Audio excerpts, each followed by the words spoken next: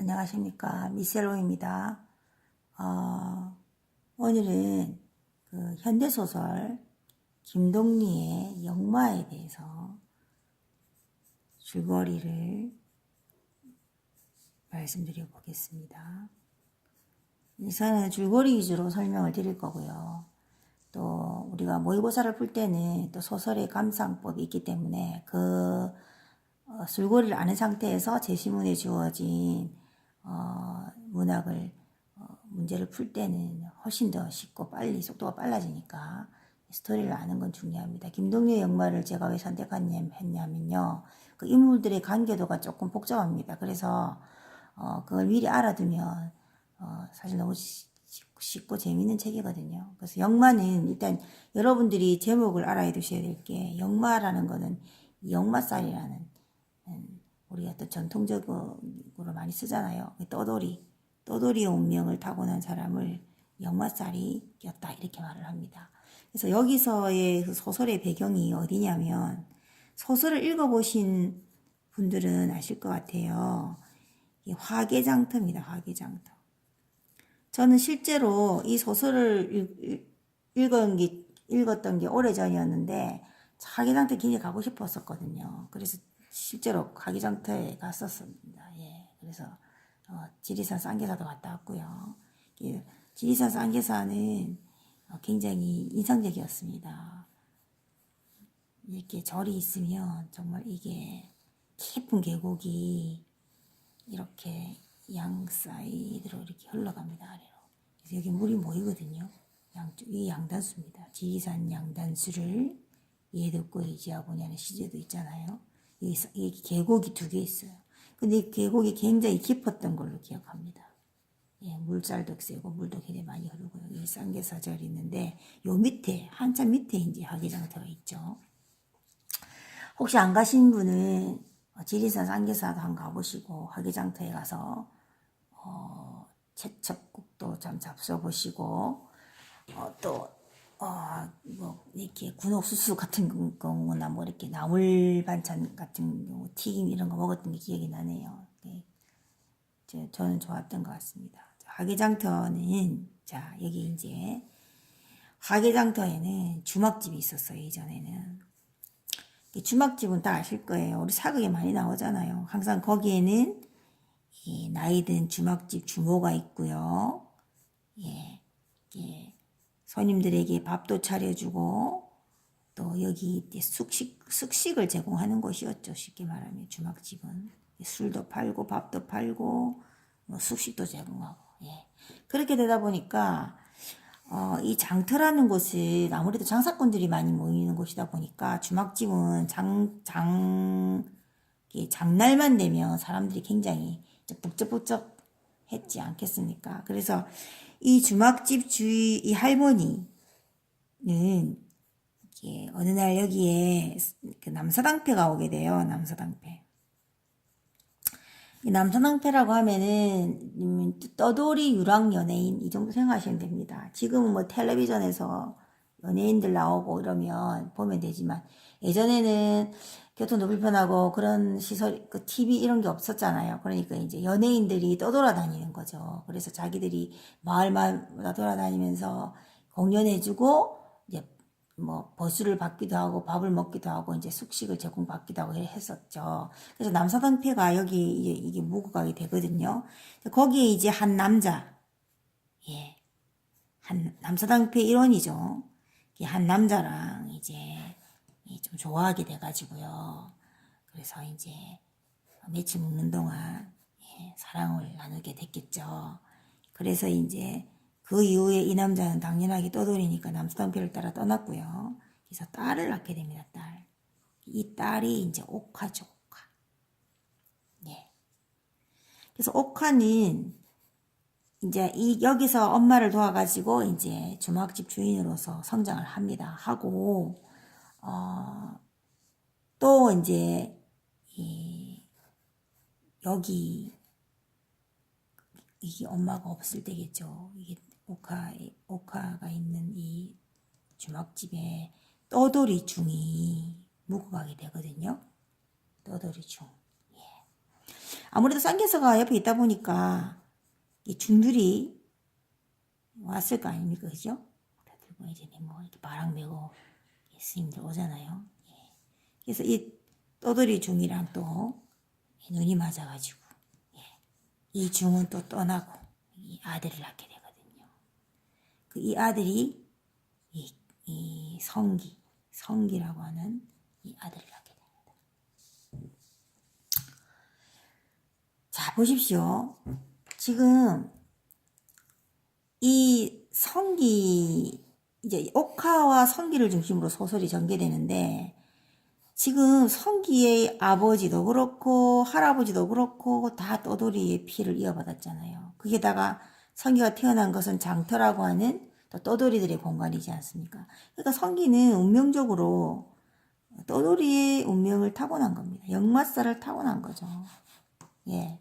근데 이제 옥화는 이 자기 아들이 집을 떠날까봐 참 걱정을 많이 하거든요. 그래서 이제 이 할머니, 이 옥화의 엄마랑, 즉 성기의 할머니죠.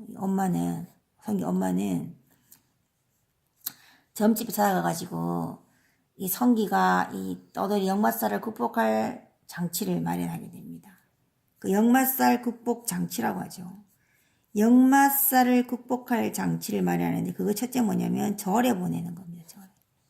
어렸을 때 절에 보내면 역마살을 극복할 수 있다. 이래서 성기를 이제 쌍계사 절에 보내게 되는데 뭐 정말 진짜 스님이 되는 게 아니라 그냥 형식적으로 예, 스님, 혁신적인 스님이나 마찬가지예요. 절에 보내고 장터에 와서 책장수도 하고 이렇게 왔다 갔다 하면서 살게 되거든요. 두 번째는 뭐냐면 이제 결혼을 시키려고 해요.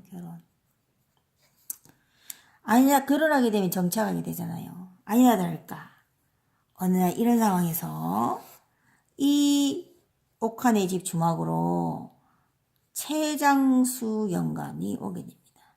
여러분 채장수가 뭔지 아시죠? 이렇게 우리 밀가루를 막 채로 치잖아요. 부드럽게 하기 위해서. 예전에는 그런 채들을 등에 가득 쥐고 다니는 장수들이 있었습니다. 떠돌이 장수들이. 예전에는 어차피 다 장돌뱅이들을 통해서 우리가 샀으니까요. 뭐 인터넷 채장수 치시면 나옵니다. 최장수가 딸을 데리고 나타나요. 아주 예쁜 딸을. 그 딸 이름이 개헌이거든요. 그래서 채장수 영감이 개헌을 여기 맡기고 자기는 또 다른 곳에 장사를 가게 되는데 옥화 입장에서는 이 개헌이가 너무 마음에 드는 거예요. 그래서 이 개헌이를 이 자기 아들 성기랑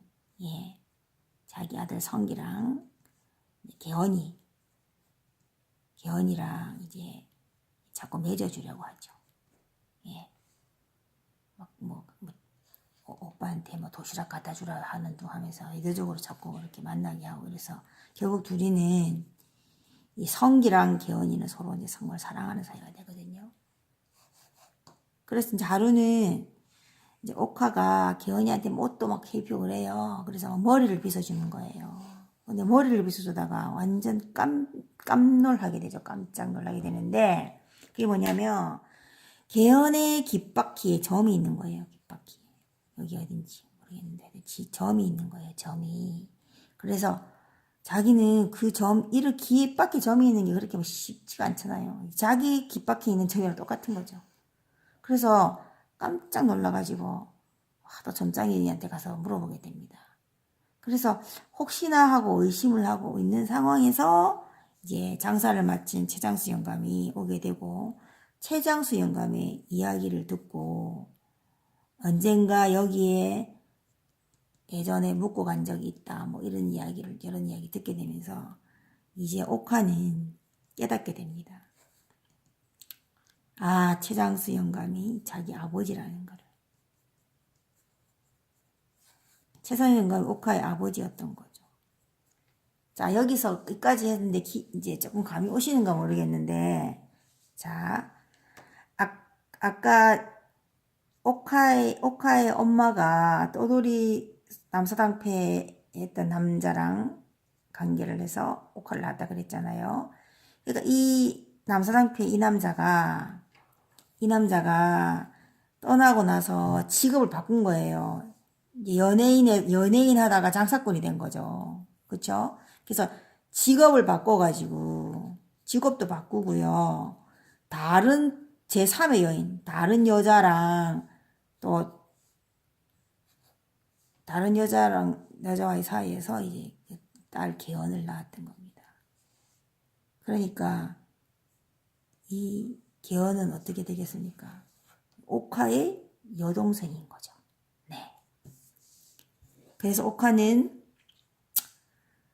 자기 여동생이랑 자기 아들을 결혼시킬 수는 없지 않습니까? 그래서 개헌이한테 말 안 하고 아들한테 말 안 하고 그냥 무조건 개헌이를 최장수 영감이 떠날 때까지 보내버립니다. 안 그랬으면 안 보내고 이제 아이고 우리 성기랑 댁의 딸이랑 결혼시키면 좋겠습니다 이렇게 했겠죠.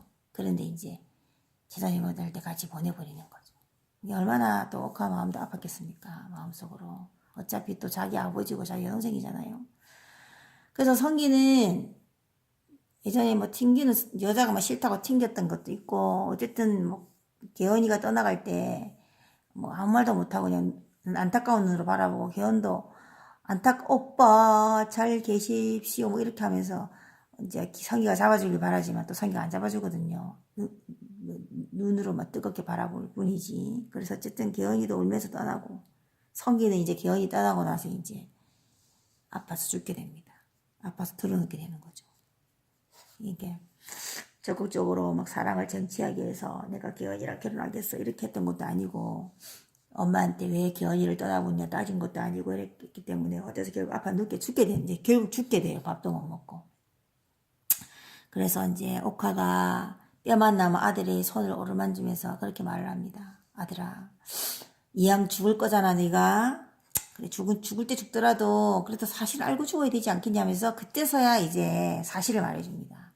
네가 좋아했던 그 개헌이는 사실 네가 네 이모고 그 제작수 영감은 결국은 네 할아버지란다. 뭐 이렇게 이야기하게 되는 거죠. 그래서 사실을 알게 된 이제 성기는 다시 자리에 누웠지만 다시 죽 먹고 다시 이제 소생하게 됩니다. 예.